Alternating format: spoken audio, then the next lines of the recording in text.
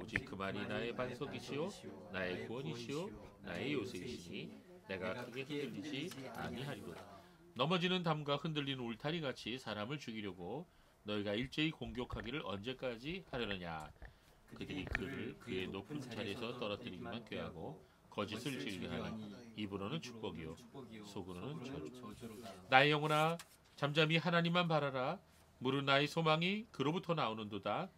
오직 그만이 나의 반석이시요 나의 구원이시요 나의 요새이시니 내가 흔들리지 아니하리로다. 나의 구원과 영광이 하나님께 있으며 내 힘과 힘의 반석과 피난처도 하나님께 있도다. 백성들아 시시로 그를 의지하고 그의 앞에 마음을 구하라. 하나님은 우리의 피난처시로다. 셀라. 아 슬프도다. 사람은 입김이며 인생도 속임수이니 저울에 달면 그들은 입김보다 가벼우리로다. 포악을 의지하지 말며 탈취한 것으로 허망하지 말며 재물이 늘어도 거기에 마음을 두지 말지어다. 하나님이 한두 번 하신 말씀을 내가 들었나니 권능은 하나님께 속하였다 하셨도다. 주여 인자하심은 주께 속하였사오니 주께서 각 사람이 행한 대로 갚으심이니이다. 아멘. 네. 제가 지난 10월 23일 주일에 모든 것은 마음에서 결정됩니다. 이런 주제로 말씀을 전해드렸습니다. 또한 지난 주일에도 모든 부지런을 다하여 내 마음을 지키라 이렇게 말씀을 전해드렸습니다. 이렇게 인간의 마음을 제가 요새 계속 강조하는 설교를 하고 있는데요. 그 이유가 우리가 이 사람에 대해서 잘 알아야 하기 때문인 것입니다. 여러분 혹시 여러분 사람에 대해서 잘 아세요? 네, 사람에 대해서 나는 잘 알고 있다라고 생각하십니까? 어떠세요? 예, 우리가 사람에 대해서 잘 아는 것 같은데 사실은 그렇지가 않습니다. 신학대학에 가보면 두 종류의 사람이 있어요. 어렸을 때부터 유초, 초등학교, 중학교, 고등학교를 졸업하고 곧장 대학 학부에 신학대학 학부에 들어온 사람들입니다. 그렇게 신학대학 4년을 졸업하고 또 대학원에 진학해서 3년을 공부를 하고 그리고 교회에 가서 2년 동안 전임 전도사 사역을 해요. 그걸 이제 합동 측에서는 전임 전도사라고 하지 않고 강도사라고 부르더라고요. 어감이 좀 안 좋죠. 예, 이제 그러니까 설교를 할 수 있는 사람이다 이런 뜻인 것 같아요. 자, 그런데 그렇게 해서 이 전임 전도사 2년 하고 나서 이제 그 목사 안수를 받을 수 있는 자격을 주어지게 됩니다. 그 중간에 군대까지 갔다 오면 금방 30살이 훨씬 넘습니다. 자, 그렇게 되면 이 세상 경험을 거의 전혀 하지 못한 채 교회 사역에 들어가게 됩니다. 저도 이런 경우에 속한 사람입니다. 이런 사람들은 일반 대학에 가보지 않았기 때문에 이 세상의 문화를 잘 알지 못해요. 대부분 그런 사람들이 이제 교회도 어릴 때부터 다닌 경우가 많습니다. 그러나 이 세상 사람들이 어떠한지를 잘 알지 못한지로 이제 목회를 하게 되면은 좀 인간을 이해하는데 조금 한계가 있어요. 자, 신학대학에 가면 또 다른 부류의 사람들이 있는데요. 이 신학대학에 오기 전에 일반 대학을 들어가서 오는 분들이 있습니다. 그리고 신학대학 대학원으로 오는 분들이 있어요. 또는 신학대학 학부에 들어오더라도 세상에서 직장 일을 좀 하다가 좀 늦은 나이로 들어오는 사람들이 있습니다. 자, 이런 분들은 세상 문화를 경험할 기회가 있었기 때문에 이 사람들이 어떠한 존재라는 걸 좀 경험적으로 알게 되는 것입니다. 제가 한동안 목회를 쉬었던 때가 있었습니다. 그래서 이제 그때 커피숍도 운영해보고 그리고 택시도 몰아보고 그리고 이제 편의점 주야간 아르바이트도 오랫동안 해봤습니다. 최근에는 쿠팡도 해보고요. 자, 이런 그 삶의 현장에 가서 제가 느낀 점이 있습니다. 이 사람들이 정말 너무나도 제가 그동안 세상 사람들에 대해서 잘 몰랐다는 거예요. 그걸 제가 깨달았어요. 이 장사를 해보면 아는데요. 사람이 얼마나 사람들이 악한지 얼마나 이기적인지 교활한 존재인지를 알 수가 있습니다. 내 자신도 그렇습니다. 내 자신도 참 얼마나 부족한 사람인지 인간이 본래적으로 악한 존재라는 것을 정말 체험할 수가 있습니다. 그래서 이 목회를 하려는 사람은요. 좀 세상에 나가서 이 세상 일들도 세상 직업도 한두 번 좀 경험해보는 것도 괜찮다고 생각합니다. 자, 제가 지난 설교에도 말씀드린 대로 신학에 보면 인간론이라고 하는 분야가 있습니다. 성경에서 인간에 대해서 어떻게 말씀하고 있는가 그것을 정리하고 연구하는 학문이다. 그런 것이 바로 인간론입니다. 자, 인간은 누구인가? 사람은 어떤 존재인가? 자, 이러한 질문에 대해서 성경은 우리에게 어떻게 대답하고 있는가? 성경은 이렇게 말해준다고 지난주에도 말씀드렸죠. 성경은 하나님의 피조물이다. 이렇게 말씀하고 있습니다. 즉 하나님께서 창조하신 존재라는 거죠. 그러나 세상은 그렇게 말하지 않습니다. 세상은 오랜 세월을 거쳐서 인간과 모든 생물이 생물들이 우연히 생겨났다 이렇게 말하고 있습니다. 그러나 성경은 하나님께서 천지와 만물을 창조하셨다고 분명히 말씀하고 있습니다. 온 세상에 하나님의 창조하신 것에 대한 증거로 가득 찹니다. 우리가 조금만 지혜롭고 조금만 우리가 열심을 내어서 조사해 본다면 우리는 오히려 과학자들이 말하는 우연으로 이 생물들이 생겨났다는 증거보다는 그런 증거는 거의 없고, 그리고 하나님께서 창조하셨다는 증거가 온 세상에 가득합니다. 그러나 세상은 그걸 인정하지 않죠. 세상은 어둠의 영에 지배를 받기 때문에 하나님의 창조의 증거들을 인정하지 않습니다. 자, 그러나 우리 그리스도인들은 이 말씀이 진리인 줄 알고 믿고 살아가는 것입니다. 자, 성경은 또한 사람은 하나님께서 창조하신 피조물이되 다른 피조물들과 달리 하나님의 형상대로 창조된 인격이라 이렇게 말씀하고 있습니다. 여기서 인간의 존엄성이 나왔다고 말씀드렸죠. 자, 그러고 나서 또 성경은 마지막으로 인간은 타락한 죄인이다 라는 것도 말씀하고 있습니다. 그래서 이 성경이 인간에 대해서 말씀하는 바는 인간은 하나님의 형상대로 창조한 받은 피조물이며 또한 죄를 지어서 타락한 존재다 이렇게 말씀하고 있는 것입니다. 근데 우리가 이 사실을, 이 성경이 말하고 있는 인간론에 대해서, 인간이 누구인가에 대해서 정확히 알고 있어야 우리가 성경을 바로 이해할 수가 있는 것입니다. 그뿐만 아니라 우리가 살아가고 있는 인생에서 벌어지는 모든 문제들, 또 우리가 만나는 모든 사건들을 우리가 정확하게 이해하려면 바로 성경이 인간에 대해서 무엇을 말씀하고 있는지를 바로 깨닫고 있어야 되는 것입니다. 만약 우리가 이 사실을 모른다면, 또 이 사실을 인정하지 않는다면, 아무리 과학을 열심히 연구하고 인문학을 다 섭렵한다 할지라도 답이 없어요. 인생에 대한 답을 찾을 수가 없는 것입니다.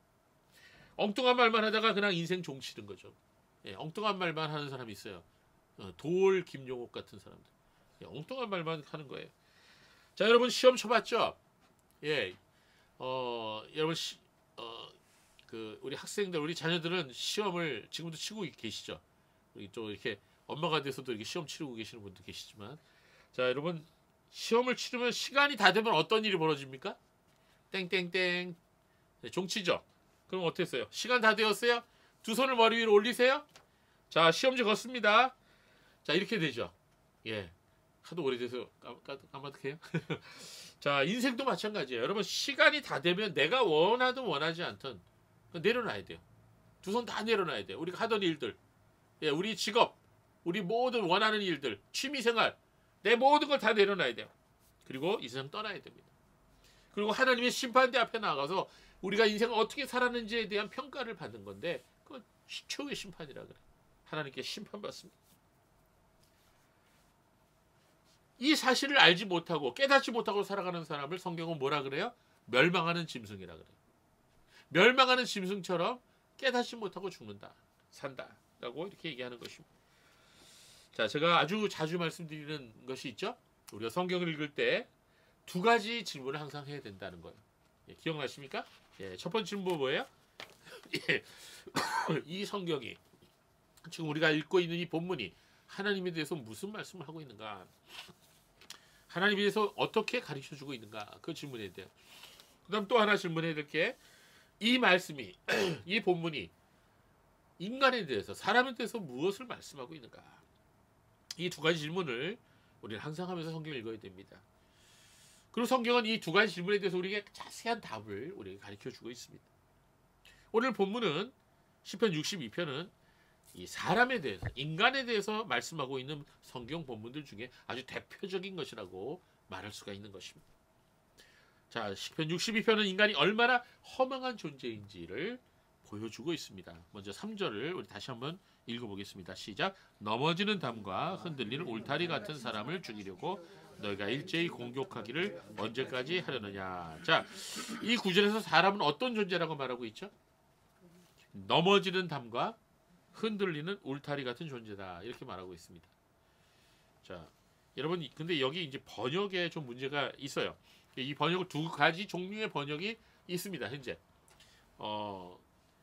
죽이려고 하는 사람들과 죽음의 위협을 받고 있는 사람이 여기에 등장하죠. 그렇다면 넘어지는 담과 흔들리는 울타리 같다라는 말씀은 어느 쪽을 말하는 걸까요? 죽이려고 하는 사람들이 그렇다는 거예요? 아니면 죽음의 위협을 받고 있는 사람이 그렇다는 거예요? 자, 우리가 방금 읽은 거는 개역개정이에요. 개역개정은 어떤 사람이 그렇다고 나옵니까? 예, 죽음의 위협을 받고 있는 사람이 넘어지는 담과 흔들리는 울타리 같다고 표현하죠. 예. 그런데 개역 성경과 바른 성경은 그 반대예요. 죽음의 위협을 받고 있는 사람을 가리켜서 넘어지는 담과 그 흔들리는 울타리 같다. 이렇게 말씀을 하고 있습니다. 그래서 제가 거꾸로 얘기했군요. 개역 성경은 죽이려고 하는 사람을 넘어지는 담과 흔들리는 울타리 같다고 말하고 있습니다. 영어 성경인 NIV 번역도 또한 그렇게 번역을 했어요. 자, 그런데 이렇게 넘어지는 담과 흔들리는 울타리 같은 사람이 핍박 당하는 자를 가리키는 건지 핍박하는 사람들을 가리키는 건지 논란의 여지가 있습니다. 히브리어를 보면은 원문을 보면요, 이 넘어지는 담과 흔들리는 울타리 같다는 이 문구가 맨 뒤에 나와요. 맨 뒤에. 그래서 핍박받는 사람 뒤에 위치하지 않습니다. 그래서 칼빈 목사님도 그렇고 박윤선 목사님도 그렇고 이 표현이 오히려 핍박을 가하는 사람들에 관한 것이다. 이렇게 보고 있습니다. 킹 제임스 버전도 그렇게 말하고 있어요. 자, 이렇게 넘어지는 담과 흔들리는 울타리 같은 사람이 이 핍박을 당하는 사람을 가리키는 건지 아니면 핍박을 가하는 사람들을 말하는 건지 분명치 않지만 분명한 것은 사람을 가리키고 있다는 것만은 분명해요. 그렇죠? 예. 그래서 여러분, 사람은 어떤 존재냐? 사람은 바로 넘어지는 담과 울타리 같은 흔들리는 울타리 같은 존재다. 이렇게 성경은 지금 말씀하고 있는 것입니다. 자, 그 옛날에도요, 갑자기 울타리가 넘어져서 그 아래에 있던 사람들이 깔려서 죽는 경우가 종종 있었습니다. 지금도 그런 사고 일어나죠. 옛날에 여러분 혹시 성수대교 무너진 사건 기억납니까? 여러분 성수대교 건너보셨어요? 최근에? 그 성수대교가 무너진 거를 다시 건축한 겁니다. 그거 무너져서 어떻게 됐어요? 무학여고 학생들을 비롯해서 시민들이 버스 타고 가다 버스가 밑으로 떨어져 갖고 많이 죽었죠. 상품백화점 무너진 거 기억하세요? 예. 상품백화점이 무너져서 엄청나게 많은 사람들이 죽었어요. 최근에는 이태원에서 할로윈 축제에 참석했다가 수많은 사람들이 좁은 골목에 몰려 압사당한 사고가 일어났습니다. 이런 사고들은 예외도 없이 우리 주변에서 일어나요. 그런데 인생 자체도 그렇다는 거예요. 인생 자체가 넘어지는 담과 흔들리는 울타리 같은 거예요. 여러분, 담이 흔들려서 되겠어요? 예, 울타리가 막 흔들리면 되겠습니까? 우리가 살고 있는 그 아파트 집 벽이 막 흔들려. 그러면 불안해서 어떻게 살아요? 근데 우리 인생이 그렇다는 거예요. 갑자기 무너집니다. 예고도 없이 무너지는 거예요. 그 인생이에요. 성경은 우리 인간을 어떤 존재와 같냐고 말하냐면 바로 질그릇 같다, 이렇게 말씀하고 있는 그런 본문이 아주 많습니다. 우리 인간은 질그릇처럼 연약한 존재라는 거예요. 적은 충격에도 죽을 수 있는 것이 바로 인간이라는 거예요. 그렇습니다. 사람은 질그릇처럼 연약한 존재입니다. 아무리 유명한 연예인도, 그리고 아무리 외모가 이쁜 사람도, 아무리 힘센 사람도 다 연약한 질그릇이에요. 자, 이번 이태원 사고에서 목숨을 잃은 사람들 중에 러시아 소녀 4명이 있어요. 여러분 혹시 그 기사를 보신 분도 있겠지만 제가 그 사진을 봤는데 바비 인형처럼 진짜 예쁘게 생겼어요. 모두 20대였고 한국이 너무나 좋아서 한국에서 살고 싶다고 했답니다. 크리스티나 가르데르 26살, 율리아나 박 25살, 율리도 있네요. 옥사나 김 25살, 다리아 트베르도 클랩, 이름이 어렵네요. 21살. 다 앳된 나이입니다. 참 안타까운 일이죠. 우리 자녀들 나이예요. 자, 이태원 압사 사고에서 생존했다고 하는 네티즌이 사진에다가 그 당시 압박으로 인해서 생긴 피멍이 든 다리 사진을 올렸어요. 그리고 이런 글을 올렸습니다. 저는 구조되어 살았지만 같이 끼어있다 돌아가신 분들이 너무 많아 죄송하고 마음이 무겁습니다. 끼어있을 당시 압박감이 어느 정도 강했는지 알려드리기 위해 제 다리 사진만 올려보겠습니다. 저는 넘어지지 않아서 밟힌 건 없고 오로지 앞과 뒤, 양옆, 압박 힘만으로 이렇게 된 것입니다. 하면서 이제 다리 사진 올렸는데 여러분 혹시 그 기사를 보신 분이 있을 겁니다. 아주 시퍼렇게 그냥 다리 전체가 다 멍이 들었어요. 자, 의사들은 그런 상황 속에서 사방으로 몸이 압박을 당하면은 복부가 강하게 압력을 받아서 다리에 있는 피가 심장으로 못 올라가게 된답니다. 그러면 혈관이 압력을 받고 모세혈관이 터지고 심지어는 정맥혈관까지 다 터진다. 그래서 다리에 그런 피멍이 들 수 있다는 것입니다. 그런 상태에서 오래 가면 잘못하면 장기가 손상되고 더 나아가서는 목숨도 잃게 될 수 있다는 것입니다. 그래서 저는 그 당시 쓰러진 많은 사람들에게 이제 CPR 하지 않았습니까? 근데 CPR에서 일부 사람들은 소생시켰지만 많은 사람들이 일어나지 못했어요. 그 이유가 무엇이냐? 그것은 바로 이미 장기가 손상된 거예요. 예. 더 이상 살아날 수 있는 가망이 없었던 것입니다. 자, 저는 이번 사건을 보면서도 정말로 절실히 깨달은 게, 야, 사람이 정말 연약하구나. 연약한 질그릇이구나. 깨어지고 싶구나. 그리고 언제 넘어질지 모르는 담과 흔들리는 울타리 같은 존재, 바로 그 존재인 것이 인간이라는 게. 오늘 우리가 예배 시간에 찬송가 67장을 찬송했죠. 영광의 왕께 다 경배하며. 자, 거기 4절 가사 한번 보세요. 뭐라고 나와 있어요? 질그릇같이 연약한 인생, 주 의지하여 늘 강건하리. 창조주 보호자 또 우리 구주 그 자비 영원히 변함없어라. 너무나 다른 말씀 아닙니까? 우리는 질그릇같이 연약한 존재예요. 우리가 누구를 의지하겠어요? 또 다른 질그릇을 의지하겠어요? 아니에요. 우리는 하나님을 의지해야 됩니다. 그분은 우리의 창조주시요 또 우리의 보호자이십니다. 그러므로 하나님을 의지하는 사람은 흔들리지 않는다고 성경은 말씀하고 있어요. 오늘 본문 시편 62편 1절 2절 말씀을 다시 한번 읽겠습니다. 같이 읽어볼까요? 시작. 나의 영혼이 잠잠히 하나님만 바라며 나의 구원이 그에게서 나오는도다. 오직 그만이 나의 반석이시요 나의 구원이시요 나의 요새이시니 내가 크게 흔들리지 아니하리로다. 인생은 원래 흔들리는 담과 무너지는 담과 흔들리는 울타리 같은 존재이지만 전능하신 하나님을 의지하는 사람은 흔들리지 않을 것이다 라고 말씀하고 있어요. 성도 여러분, 하나님만 바라보십시오. 하나님만 의지하시기 바랍니다.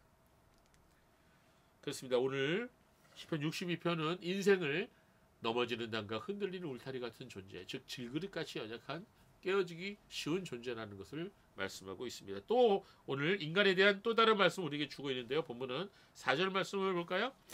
4절 말씀 다시 읽어봅시다. 시작. 그들이 그를 그의 높은 자리에서 떨어뜨리기만 꾀하고 거짓을 즐겨하니 입으로는 축복이요 속으로는 저주로다. 예. 자, 이 4절 말씀이 말씀하고 있는 인간의 모습이 어떻다는 겁니까? 예. 우리가 살아가고 있는 세상은 무한 경제의 시대라고 할 수 있죠. 많은 사람들이 경쟁합니다. 그리고 상대를 무너뜨리려고 하고 그를 밟고 올라가야 성공할 수 있다고 생각을 합니다. 필요하다면 그를 죽여서라도 내가 원하는 것을 가져야 한다고 생각하는 사람들이 너무나도 많이 있습니다.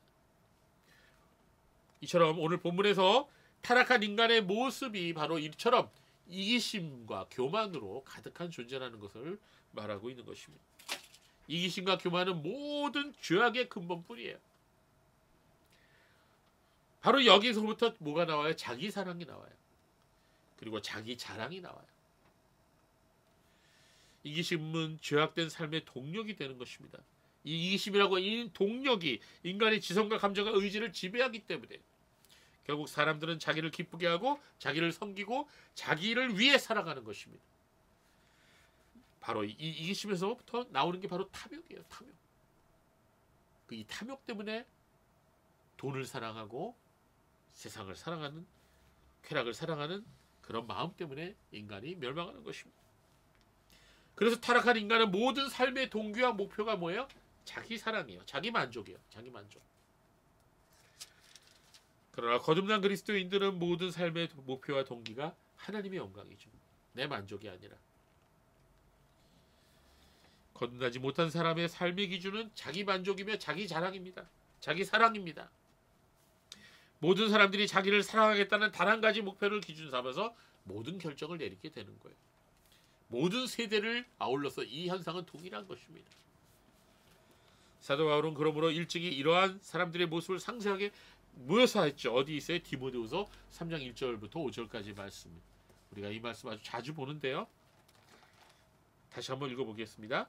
너는 이것을 알라. 말세에 고통하는 때가 이르러 사람들이 자기를 사랑하며 돈을 사랑하며 자랑하며 교만하며 비방하며 부모를 거역하며 감사하지 아니하며 거룩하지 아니하며 무정하며 원통함을 풀지 아니하며 모함하며 절제하지 못하며 싸나우며 선한 것을 좋아하지 아니하며 배신하며 조급하며 자만하며 쾌락을 사랑하기를 하나님 사랑하는 것보다 더하며 경건의 모양은 있으나 경건의 능력은 부인하는 이 같은 자들에게서 내가 돌아서라. 아멘. 너무나 정확하지 않습니까, 여러분? 나이가 들면 들수록 이 말씀이 더 절실히 느껴져요. 정말 이 말이 맞는 말씀이다. 여러분, 우리 주위에 있는 사람들 보세요. 여러분이 어렸을 때는 잘 몰라요.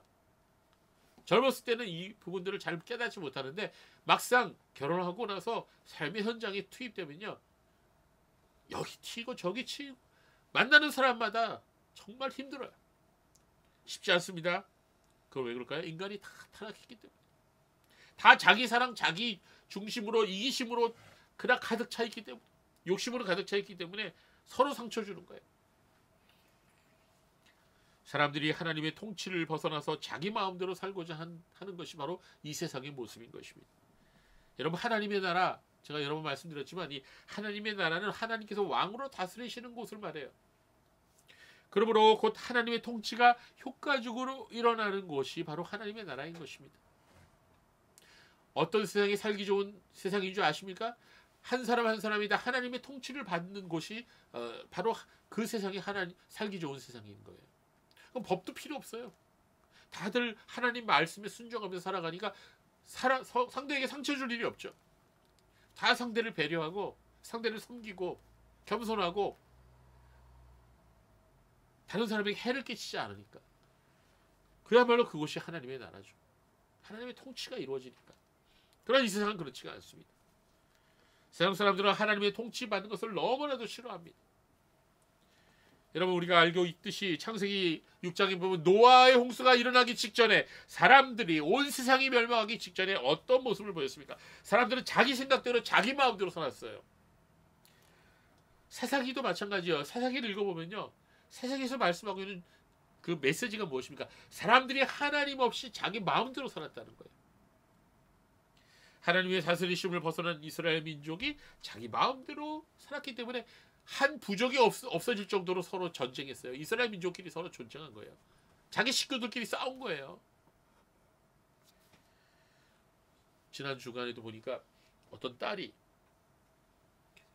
보험금 때문에 엄마를 살해했더라고요. 세상에. 그런 일들이 요새 너무 많이 일어나고 있어요. 남편이 부인을 죽이고 부인이 남편을 죽이고 부모가 자식을 죽이고 자식이 부모를 죽이고. 그게 다 돈 때문이에요. 돈. 이게 뭐예요? 하나님의 다스리심을 받지 않기 때문에 그런 거예요. 돈의 다스림을 받고 마귀의 다스림을 받기 때문에 욕심의 노예가 되어서 그런 일을 행하게 되는 것입니다. 이것은 바로 자기 사랑이라고 하는 것은 다른 사람을 고려하지 않고 자기만을 사랑하는 것을 말해요. 다른 사람을 짓밟고도 위로 올라가기를 바라는 것입니다. 다른 사람의 것을 어떤 방법으로든 빼앗아서 내 것으로 만들려고 해요. 다른 사람의 불행 위에 내 행복과 내 만족과 내 원하는 바벨탑을 쌓으려고 하는 것이에요. 그게 지금 세상에. 더 이상 공정한 경쟁이란 존재하지 않습니다. 더 약삭빠르고 더 잔인하고 더 악랄한 방법을 사용하는 사람이 모든 것을 쟁취하는 세상이 되어버린 것입니다. 자, 이 시대의 철학은 어때요? 이런 현상을 적극적으로 옹호하죠? 정당하다고 합니다. 그들의 생각에는 이웃에 대한 관심은 없고 오로지 돈과 권력과 쾌락 추구만이 관심인 것이에요. 그런데 이런 일들을 행하는 자들이 너무나도 뻔뻔하고 담대하다는 거예요. 그들의 엄청난 비리와 죄가 드러나도 뭐라 그래요? 내가 뭘 잘못했는데 이렇게 얘기합니다. 잘못한 게 있다면 오직 한 가지, 들켰다는 거예요. 그런 자들에 대해서 베드로 사도는 베드로후서 2장 10절에서 잘 설명하고 있어요. 한번 읽어볼까요? 특별히 육체를 따라 더러운 정욕 가운데 행하며 주관하는 일을 멸시하는 자들에게 형벌할 줄 아시느니라. 이들은 당돌하고 자긍하여 떨지 않고 영광 있는 자들을 비방하거니와. 자, 이들은 어때요? 당돌하고 자긍하다 그랬어요. 얼굴에 철판 깔았다는 거예요. 담대하고 거만하고 고집스럽다는 거예요. 지금 우리가 지금 이런 현상을 보고 있지 않습니까? 국회 국감장에서 엉터리 함유 소설을 쓰면서 한 나라의 통치자를 거짓말로 비방하고 지금 다 드러나고 있지 않아요? 그 체리스트 그 가짜 아니에요? 자기가 연주하지 않은 거 다른 사람 유명한 곡을 연주를 틀어놓고 자기가 그걸 뭐라 그러지? 핸드싱크? 나 처음 들어봤어 그런 말. 리싱크는 있어도 지금 계속해서 그 거짓이 폭로되고 있습니다. 자, 이 모든 현상이 왜 생겨난 걸까요? 그것은 그들이 하나님의 통치를 거절하고 자기 자신의 욕망의 다스림을 받기로 결정했기 때문인 것입니다. 성도 여러분, 자기 애는 반드시 자기 의로 나타납니다. 자기 사랑은 자기 의와 자기 자랑으로 나타나게 되는 거예요. 오늘 많은 사람들이 자기를 사랑하고 자기를 의롭다고 하고 바로 그런 자기애와 자기 자랑의 우상숭배에 빠져 있어요.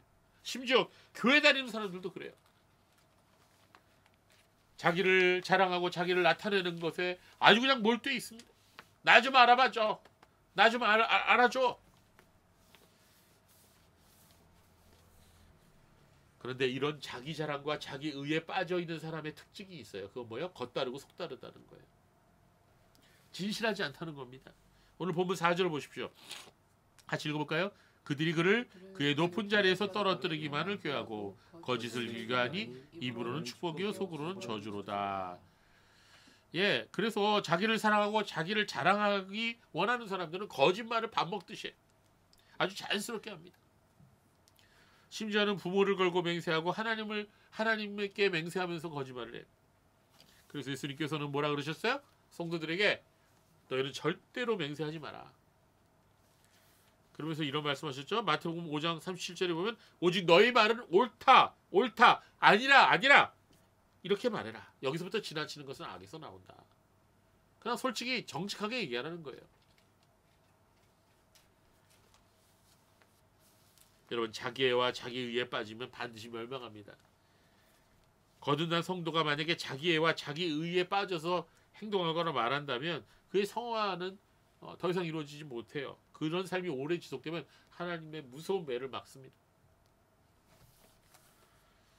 그렇습니다. 오늘 시편 62편은 사람에 대해서 말씀하고 있습니다. 사람은 이렇게 깨어지기 쉬운 연약한 질그릇일 뿐만 아니라 겉과 속이 다른 존재이며 자기 사랑과 자기 자랑에 빠져 있는 그런 이기심과 교만으로 가득한 존재라는 것을 오늘 본문은 말씀해 주고 있습니다.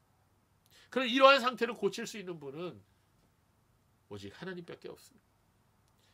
옛사람을 십자가에 못 박고 새 영과 새 마음을 주실 수 있는 분은 오직 우리 주님뿐이십니다.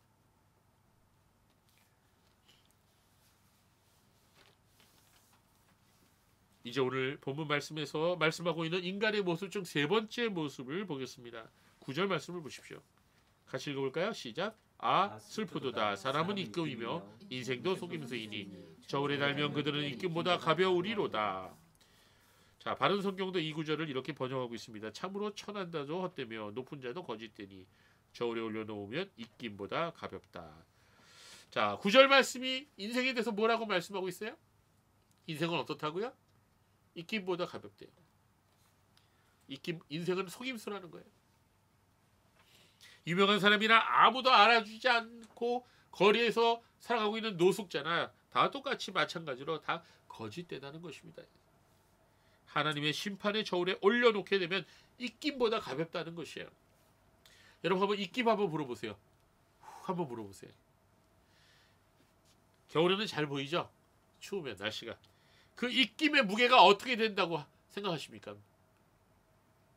얼마나 돼요? 몇 그램이요? 몇 미리그램이요? 지극히 가볍죠. 그래도 무게는 있습니다. 그렇습니다. 하나님 없이 살아가는 인생은 그 자체가 없는 것과 같다. 아무리 유명해도, 아무리 돈을 많이 벌었어도, 아무리 높은 권세를 가지고 살았다 할지라도 하나님 앞에서는 그 삶이 없는 것과 같다는 거예요. 헛살았다는 거죠. 헛살았다. 한마디로 인생 헛살았다. 시편 1절 4절 말씀에는 악인들은 어떤 존재냐, 바람에 날아다니는 겨와 같다, 이렇게 표현했습니다. 여러분, 쌀 알맹이가 빠진 겨는 무척이나 가볍습니다. 바람이 불면 확 날아가 버리죠. 바로 하나님을 모르는 악인의 삶이 그처럼 가볍다는 것입니다. 성경은 이처럼 인간의 마음이 가볍다는 것을 이렇게 표현하고 있습니다. 시편 78편 37절에 한번 읽어볼까요? 이는 하나님께 향하는 그들의 마음이 정함이 없으며 그의 언약에 성실하지 아니하였음이로다. 자, 사람이 어떤 존재라고요? 마음에 정함이 없는 존재라고 말씀하고 있습니다. 여러분, 사람의 마음은 흔들리는 갈대와 같아서요, 아침에는 동쪽으로 향했다가 저녁에는 서쪽으로 향해요. 계속 바뀝니다. 마음이 정함이 없다는 말은 한마디로 믿을 수 없다는 얘기예요. 나도 나 자신을 믿을 수 없어요. 제가 운전하다 보니까 어떤 초보 운전자가 자동차 뒷 유리창에 이렇게 붙이고 다녔어요. 나도 나 자신을 믿을 수 없어요. 무섭더라고요. 조심하라는 거예요. 그렇죠? 맞습니다. 우리도 우리 자신 믿을 수가 없어요. 어떤 목사님께서 교회 개척을 준비하려고 기도하고 있는데 여러 사람들이 이런 말을 하더랍니다. 목사님께서 개척하시면 제가 꼭 가서 참석할게요. 함께 할게요. 꼭 그 교회 나갈게요. 이렇게 많은 사람들이 말을 하더랍니다. 근데 막상 교회를 개척해 보니까 한 사람도 나타나지는 않더래요. 이게 사람이 그래요. 이 편안하고 즐기는 곳에는 이제 벌떼처럼 몰려들죠. 파티나 뭐 이런데, 잔치. 그러나 어렵고 힘든 곳에는 나타나지 않은 것. 인생은 사람은 약속한 것도 지키지 못하고 자신이 내뱉은 말도 지키지 못하는 거예요. 무엇보다도 믿을 수 없는 존재는 바로 나 자신인 것이죠. 나를 믿을 수 있습니까? 바람에 흔들리는 갈대처럼 왔다 갔다 하는 그런 존재가 아닙니까? 베드로가 어땠습니까? 주님을 끝까지 따르겠다고 약속했어요. 다짐했습니다. 그런데 어떻게 됐죠? 다 굴기 전에 3번이나 주님을 부인했어요. 나 주님 모른다. 자기 힘만을 할 수 없는 거예요. 인간은 풍랑이 이는 파도를 보고 겁에 질려서 그만 바닷속으로 빠져들어가는 존재인 것입니다. 주님께서 손을 내어 잡아주셔야만 되는 거예요. 우리가 왜 마음에 정함이 없습니까? 그것은 하나님만을 바라보지 못하기 때문이에요. 자꾸 세상을 바라보기 때문입니다. 또 하나님의 인도하심을 기다리지 못하기 때문인 것입니다. 저는 이제 60인생을 살아보면서 깨달은 몇 가지가 있는데요. 그 중에서 한 가지 교훈은요, 사람이 조급하면 손해본다는 거예요. 무엇이든지 가지고 싶은 거, 하고 싶은 거, 원하는 것이 있죠. 여러분, 있어요, 없어요? 있죠. 누구든지 있어요, 그런 게.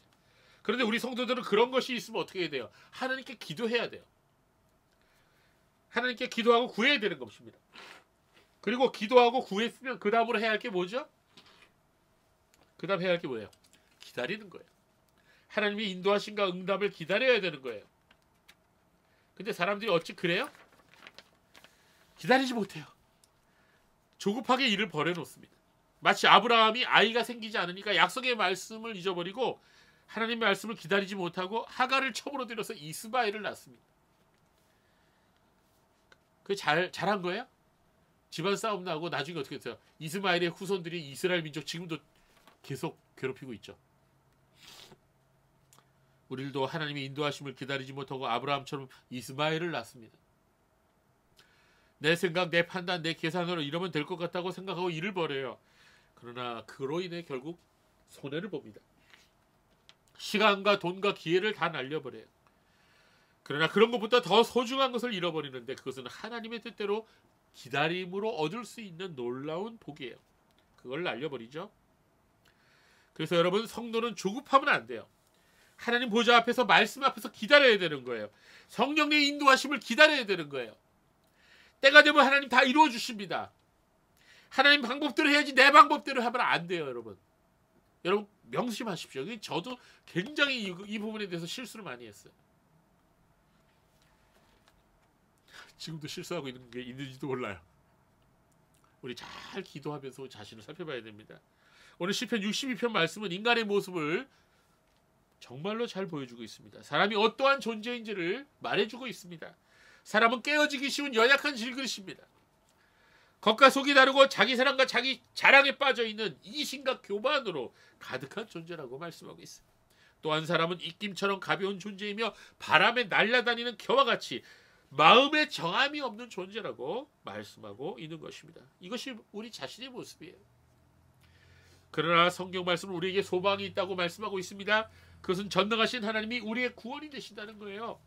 시편 62편 1절 2절 다시 한번 읽어보겠습니다. 나의 영혼이 잠잠히 하나님만 바라며 나의 구원이 그에게서 나오는도다. 얼마나 멋진 표현입니까? 오직 그만이 나의 반석이시여 나의 구원이시여 나의 요새이시니 내가 크게 흔들리지 아니하리로다. 그렇습니다. 하나님을 의지하는 자는 흔들리지 않는다. 혹시 잠시 흔들리다 할지라도 크게 흔들리지 않고 다시 중심을 잡습니다. 왜? 하나님 붙드시기 때문이죠. 성도 여러분, 우리는 잠잠히 하나님만 바라봐야 됩니다. 이 말씀의 의미가 무엇인지를 여러분 깨달으시기 바랍니다.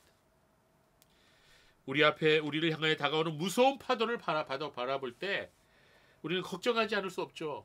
여러분 인생을 살다 보면 지난주 한 주간도 걱정 근심 때문에 염려하고 두려워한 적이 있어요, 없어요? 있죠. 사람이에요. 원래 사람이기 때문에 그래요. 출애굽한 이스라엘 백성들은 뒤에서 쫓아오는 애국 군대를 바라보고 그 마음이 녹아내리고 막 무릎이 흔들렸습니다. 아 어떡하지 이제 죽었구나 이런 생각했어요. 그러면서 하나님과 모세를 원망했습니다. 그때 모세는 하나님께 부르짖었습니다. 성도는 하나님을 바라보고 하나님만 의지해야 됩니다. 하나님은 어떻게 하셨죠? 하나님은 이스라엘 백성이 생각하지도 못한 방법으로 이스라엘 구원하셨어요. 어떤 방법입니까?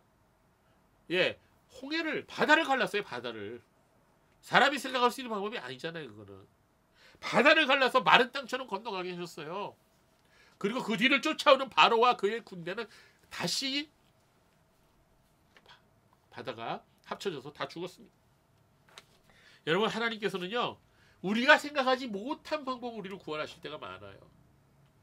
자 한번 따라해 볼까요? 하나님께는 방법이 많으시다. 네 맞습니다. 하나님은 내가 생각하지 못한 방법을 갖고 계세요. 여러분 하나님께 구하십시오. 걱정 근심이 몰려올 때마다 하나님께 그 모든 것을 아뢰고 구하십시오. 하나님 내가 생각지 못한 방법으로 날 구원하실 것입니다. 시편 62편 5절 7절에 우리 다시 한번 읽어봅시다. 나의 영혼아 잠잠히 하나님만 바라라. 무릇 나의 소망이 그에게부터 나오는도다. 오직 그만이 나의 반석이시오 나의 구원이시오 나의 요새시니 내가 흔들리지 아니하리로다. 나의 구원과 영광이 하나님께 있으며 내 힘과 반석과 피난처도 하나님께 있도다. 아멘. 여러분 이 말씀을 꼭 기억하시고 여러분 마음판에 새기시고 여러분이 집에서 잘 보이는 데다가 적어 놓으십시오. 그리고 두려워하지 마십시오. 죽음은 죽으리라는 마음을 가지고 담대하십시오. 하나님께서는 결코 여러분을 버리지 아니하실 것이고 여러분을 떠나지 아니하실 것입니다. 우리가 해야 할 일이 있다면 그것은 하나님 앞으로 나아가서 그분 앞에 우리의 마음을 토해내는 거예요. 하나님 앞에서 우십시오. 하나님 앞에서 하소연하십시오. 하나님 우리의 눈물을 닦아주시고 우리의 기도를 들으시는 분이십니다. 시편 62편 8절 같이 읽어봅시다. 이거는 꼭 읽어야 돼요. 이거는 먹어야 돼. 그런 말씀이 있죠. 그런 말이 있죠. 이거는 꼭 읽어야 돼. 이거는 외워야 돼. 시편 62편 8절. 자, 우리 같이 읽어봅시다. 시작. 백성들아 시시로 그를 의지하고 그의 앞에 마음을 토하라. 하나님 우리의 피난처시로다. 아멘. 예, 이 말씀 여러분 오늘 외우세요. 이 말씀을 일주일 동안 삶의 현장에서 여러분이 기억하세요. 백성들아, 그루터기 성도들아, 현모야, 시시로 때때로 어느 순간이든 그를 의지하고 그의 앞에 마음을 토해라. 죄송합니다. 오성아. 친구니까. 동갑이니까. 성가라 하는 부르세요. 그의 앞에 마음을 토하라. 사람을 의지하지 말고 하나님 의지하라고 오늘 본문은 말씀하고 있습니다. 사람은 질그릇같이 연약한 존재예요. 겉과 속이 다른 존재예요. 사람은 바람에 날아가는 겨와 같은 마음이 정함이 없는 존재입니다. 그런 사람 의지하지 말고 오직 하나님께만 소망을 두고 하나님만 바라보라. 오늘 본문의 말씀은 그렇게 말씀하고 있는 것입니다. 오늘 본문 시편 62편 말씀과 비슷한 말씀이 시편 146편 말씀이에요. 우리가 이 146편 말씀 우리 같이 소리내서 읽고 오늘 말씀을 마치도록 하겠습니다. 이건 짧아요. 같이 읽어볼까요? 시작. 할렐루야 내 영혼아 여호와를 찬양하라. 나의 생전에 여호와를 찬양하며 나의 평생에 내 하나님을 찬송하리로다. 귀인들을 의지하지 말며 도울 힘이 없는 인생도 의지하지 말지니 그의 호흡이 끊어지면 흙으로 돌아가서 그날에 그의 생각이 소멸하리로다. 야곱의 하나님을 자기의 도움으로 삼으며 여호와 자기 하나님에게 자기의 소망을 두는 자는 복이 있도다. 아멘. 기도하겠습니다.